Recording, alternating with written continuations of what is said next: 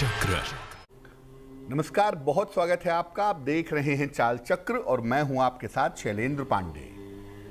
आज हम बात करेंगे पंचामृत की। 5 चीजों को मिला करके बनाई गई ऐसी चीज जिसका प्रभाव शास्त्रों में अमृत के समान माना गया है और सामान्यतः पूजा उपासना में पंचामृत का व्यापक प्रयोग भी होता है। आखिर ये पंचामृत है क्या और पंचामृत के प्रयोग करने के नियम क्या हैं, इस विषय पर आज बात करेंगे। चाल चक्र में आज क्या खास है, चलिए बताते हैं आपको। चाल चक्र में आज बात करेंगे श्री हरि के अमृत के बारे में, जिसे कहते हैं पंचामृत। बात करेंगे कि पूजा में पंचामृत का विशेष महत्व है, आखिर क्यों, और ये भी जानेंगे कि पंचामृत का सेवन प्रयोग कैसे किया जाए जिससे हर विपदा, हर समस्या दूर हो सके। तो पंचामृत है क्या, इसका प्रभाव क्या है, इसका प्रयोग क्या है, इन सब विषयों पर बात करेंगे। लेकिन सबसे पहले जानेंगे आज का पंचांग। तिथि है ज्येष्ठ शुक्ल पक्ष की त्रयोदशी तिथि, सुबह के 6:59 तक। नक्षत्र है अनुराधा नक्षत्र, सुबह के 11:48 तक। इसके बाद ज्येष्ठा नक्षत्र। चंद्रमा वृश्चिक राशि में संचरण कर रहे हैं। राहुकाल का समय दोपहर के 12 बजे से तकरीबन 1:30 तक।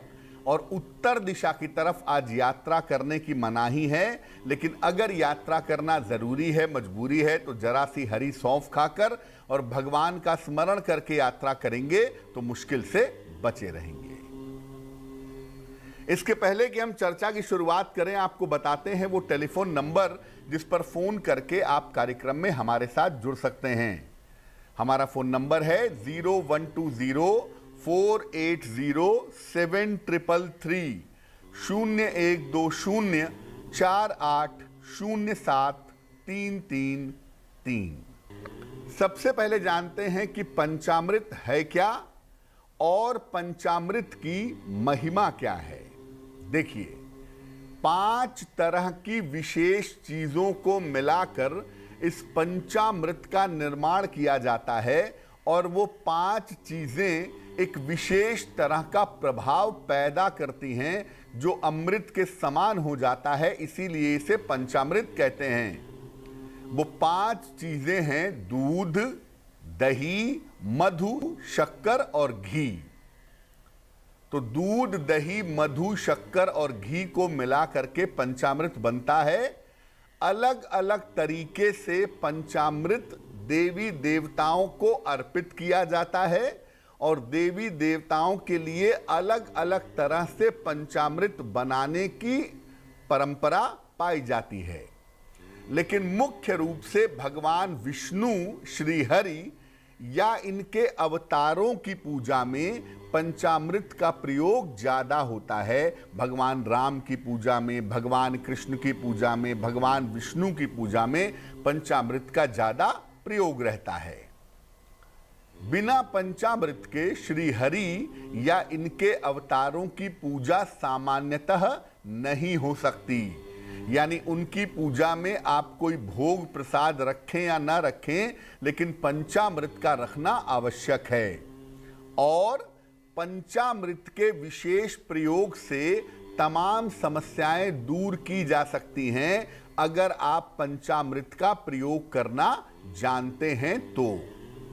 यानी जैसा मैंने पहले भी कहा कि ये 5 चीजें सामान्य नहीं हैं और इनका जो संयुक्त प्रभाव है वो अमृत का तत्व पैदा करता है, इसीलिए इसको पंचामृत कहते हैं। अब आपको बताते हैं कि पंचामृत में पड़ने वाली चीजों का महत्व क्या है। पहली चीज है दूध। दूध का महत्व क्या है? ये शरीर को पुष्ट करता है, शरीर को मजबूत करता है, शरीर के अंदर के विष को दूर करता है, शरीर को शुद्ध करता है। साथ ही साथ दूध का प्रयोग करने से मन शांत होता है और बेवजह के तनाव दूर होते हैं। इसीलिए पंचामृत में दूध का प्रयोग किया जाता है। दूसरी चीज है दही। दही जो है ये पाचन तंत्र को, आपके डाइजेस्टिव सिस्टम को मजबूत करता है, एकाग्रता को, कंसंट्रेशन को बेहतर करता है और सुख में वृद्धि करता है। त्वचा पर और चेहरे पर एक तेज आ जाता है दही का प्रयोग करने से। त्वचा और चेहरा कांतिवान बन जाता है। इसके बाद आता है मधु यानी शहद। शहद का प्रयोग करने से शरीर से अतिरिक्त चर्बी हटती है, मोटापा कम होता है। अध्यात्म भाव और धर्म के प्रति झुकाव को यह शहद मजबूत करता है। परिवार के लोगों के साथ संबंध भी मजबूत होते हैं। शहद को देव तत्व माना जाता है, अत्यधिक पवित्र मानते हैं और इसका प्रयोग करने से रिश्तों की समस्या भी दूर होती है। इसके बाद आता है शक्कर। जब आप शक्कर का इस्तेमाल करते हैं पंचामृत में और उसका सेवन करते हैं तो इससे ऊर्जा का स्तर बना रहता है, एनर्जी बनी रहती है और इससे आलस्य कम होता है। शक्कर का प्रयोग करने से वाणी मधुर होती है और वाणी अनुशासित रहती है। जिन लोगों को नींद की समस्या है, गहरी नींद नहीं आती, अच्छी नींद नहीं आती, ऐसे लोगों की नींद की समस्या भी दूर होती है शक्कर का प्रयोग करने से। और अंतिम चीज है घी। सामान्यतः पंचामृत के लिए गाय के दूध से बने हुए घी का प्रयोग करने की बात कही जाती है। तो अगर हम घी की बात करें तो पंचामृत में इसको इसलिए डालते हैं कि ये शरीर को बल और पुष्टि देता है, हड्डियों को मजबूत बनाए रखता है, नेत्र ज्योति भी बनाए रखता है। आंखें भी शुद्ध घी का प्रयोग करने से तेज होती हैं, तीव्र होती हैं। अब ये तो पंचामृत के 5 चीजों के बारे में हमने आपको बताया कि ये 5 चीजें अपने आप में इतनी महत्वपूर्ण क्यों हैं। अब पंचामृत का प्रयोग कैसे किया जाए? देखिए, पंचामृत का निर्माण सूर्यास्त के पहले कर लेना ज्यादा अच्छा होगा। यानी दिन के समय में जब सूर्य का उजाला हो, सूर्य की रोशनी हो, उस समय पंचामृत का निर्माण करना चाहिए। और दूध जो उसमें डालेंगे अगर वो गाय का दूध हो तो ज्यादा उत्तम होगा। पंचामृत बन जाने के बाद इसमें तुलसी दल और गंगा जल भी डाला जाएगा। अगर आप भगवान विष्णु को पंचामृत अर्पित कर रहे हैं और आपके पास शालिग्राम है, शालिग्राम शिला है, तो उसे पंचामृत में स्नान कराइए या एक चांदी का सिक्का ले लीजिए और इसको पंचामृत में डुबो करके ये भाव लीजिए कि इसके माध्यम से आप श्री हरि को स्नान करा रहे हैं। इसके बाद श्री हरि का स्मरण करके पंचामृत ग्रहण करें। आपने देखा होगा अक्सर जन्माष्टमी के अवसर पर भगवान कृष्ण की मूर्ति पर 5 चीजें अलग अलग करके डाली जाती हैं, फिर उनको साथ में एकत्र करके पंचामृत बना करके भक्तों में बांटा जाता है। इसको पंचामृत स्नान कहते हैं। ये भी आप चाहें तो भगवान कृष्ण या भगवान विष्णु को करा सकते हैं। जब पंचामृत आपको मिले तो पंचामृत दोनों हाथों से ग्रहण करें। इसको भूमि पर न गिरने दें, क्योंकि ऐसा मानते हैं कि इसके अंदर ईश्वरीय तत्व आ गया है, इसलिए जमीन पर न गिरे तो ज्यादा बेहतर होगा।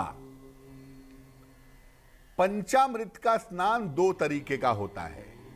एक तो पंचामृत बना करके भगवान को स्नान कराया जाए, चाहे वो भगवान शिव हो चाहे वो भगवान विष्णु हो। और एक तरीका यह है कि अलग अलग चीजें, दूध, दही, शहद, शक्कर, घी, ये आप एक एक करके चढ़ाएं, बाद में सबको मिला करके पंचामृत बना ले। ये तरीका भी पंचामृत स्नान का हो सकता है। और सामान्यतः देवी देवताओं के स्वरूप में देखें तो भगवान विष्णु और उनके अवतारों को और भगवान शिव को विशेष रूप से पंचामृत अर्पित किया जाता है। देखिए, एक चीज और होती है, पूजा में अक्सर आप लोगों ने देखा होगा, सुना होगा, उसे कहते हैं चरणामृत। अब पंचामृत और चरणामृत में अंतर क्या है?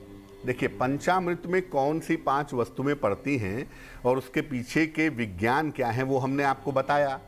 चरणामृत वो होता है कि भगवान को नियमित रूप से, जो भगवान की मूर्ति है, प्रतिमा है, उसको स्नान कराया जाता है। रोज स्नान कराने के क्रम में सबसे अंत में उनके पैरों को धुला जाता है, उनके चरणों को स्नान कराया जाता है। और जब चरणों को धुला जाता है तो चरणों से निकलने वाले पानी को एकत्र कर लेते हैं। बहुत सारे लोग उस पानी में तुलसी दल डाल देते हैं, कुछ लोग मिश्री डाल देते हैं, और इस चरणों से निकले हुए जल को चरणामृत कहा जाता है। अगर आप तकनीकी रूप से देखिए तो स्वर्ग में माता गंगा भगवान विष्णु के चरणों में रहती थी और वहां से धरती पर आई, इसीलिए गंगा जी को भी कहीं कहीं भगवान विष्णु का चरणामृत कहा जाता है। तो अगर आपके पास पंचामृत बनाने की सामग्री नहीं है, अगर आप पंचामृत नहीं बना पा रहे हैं, तो ऐसी स्थिति में भगवान के चरणों के जल को एकत्र करके आप चरणामृत भी बना सकते हैं और चरणामृत का प्रभाव भी उतना ही ज़्यादा होगा। शास्त्र कहते हैं कि जो भाव सहित चरणामृत या पंचामृत ग्रहण करता है उसकी अकाल मृत्यु नहीं होती, लेकिन जरूरत शुद्धता की है, पवित्रता की है और भाव की है। अगर पंचामृत बनाने की सामग्री नहीं है तो भगवान के चरणों को धो करके उस जल को श्रद्धा के साथ ग्रहण करिए, आपको लाभ होगा। वक्त एक छोटे से ब्रेक का है, लेकिन ब्रेक पर जाने के पहले जान लेते हैं कि आज की जिज्ञासा क्या है। आज की जिज्ञासा है कि पंचामृत में तुलसी दल कब नहीं डालना चाहिए। सामान्यतः नियम यह कहता है कि पंचामृत में गंगा जल ना किसी ने सुनी, ना किसी ने देखी इतनी सटीक भविष्यवाणी। चाल चक्र। स्वागत है आपका ब्रेक के बाद। ब्रेक पर जाने के पहले हम आपके प्रश्नों के उत्तर दे रहे थे और पंचामृत की महिमा के बारे में आपको बता रहे थे। अब हम बात करेंगे आपके राशियों की, आपके प्रश्न का उत्तर भी देंगे। उसके पहले स्वस्थ रहने के सरल उपाय निरोगी भव में। ये समय लीची का चल रहा है और आपको बता दूं कि अगर आप लीची का सेवन करते हैं तो बढ़ी उम्र का प्रभाव शरीर पर नहीं दिखता। साथ ही साथ लीची का नियमित सेवन करने से हृदय भी स्वस्थ बना रहता है। चलिए अब राशियों पर नजर डालते हैं। सबसे पहले मेष राशि। मेष राशि, स्वास्थ्य का ध्यान रखें, धन हानि से बचाव करें, हरे फल का दान करें तो आपके लिए बहुत अच्छा होगा। शुभ रंग होगा पीला और भाग्य साथ निभाएगा 60%। वृषभ राशि, मानसिक तनाव से बचाव करें, वाद विवाद न करें, हालांकि धन की स्थिति आपकी कुल मिलाकर ठीक रहेगी। शुभ रंग नीला और भाग्य होगा 70%। मिथुन राशि, परिवार में खुशहाली आएगी, संतान पक्ष से आपको सुख मिलेगा, काम की अधिकता रहेगी। शुभ रंग आसमानी और भाग्य होगा 65%। कर्क राशि, धन की स्थिति में सुधार होगा, रुके हुए काम आपके पूरे होंगे, सेहत में सुधार होता दिख रहा है। शुभ रंग सुनहरा और भाग्य होगा 75%।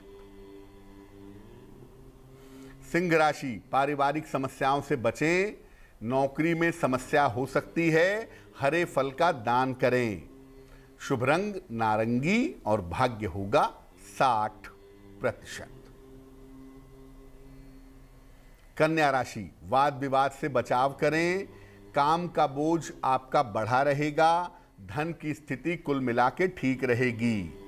शुभ रंग सफेद और भाग्य साथ निभाएगा 70%। तुला राशि, पुराने विवाद हल होंगे, करियर में सुधार होगा, धन की समस्या हल होगी। शुभ रंग धानी और भाग्य होगा 80%।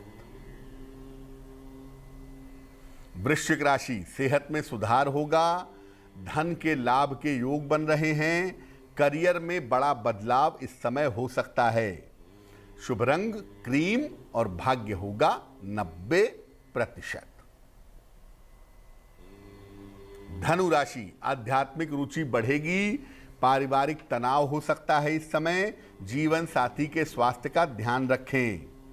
शुभ रंग लाल और भाग्य होगा 60%।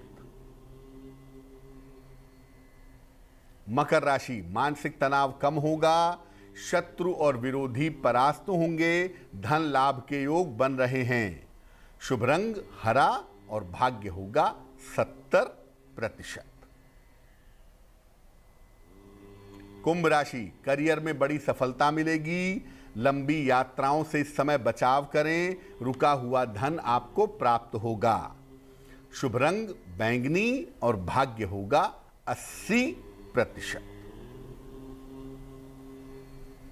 मीन राशि, परिवार में शुभ कार्य होंगे, धन लाभ के योग बन रहे हैं, स्थान परिवर्तन के योग भी दिखाई दे रहे हैं। शुभ रंग समुद्री हरा और भाग्य होगा 75%। इस बीच एक दर्शक जुड़ गई हैं हमारे साथ, पिंकी हैं गया से, उनसे बात करते हैं। पिंकी बताइए। जी पिंकी बोल रहे हैं गया से। नमस्ते पंडित जी। जी नमस्कार, बताइए। थोड़ा प्रॉब्लम, थोड़ा शरीर में चल रहा है, मेरे पति देव से दुकान नहीं चल रहा है, थोड़ा ऐसा बताइए तो कुछ आगे बढ़ने का कोशिश हो। जन्म तारीख आपको पता है अपनी? नहीं, जन्म तारीख तो पता नहीं है। 1 से 9 के बीच में कोई संख्या बोलिए।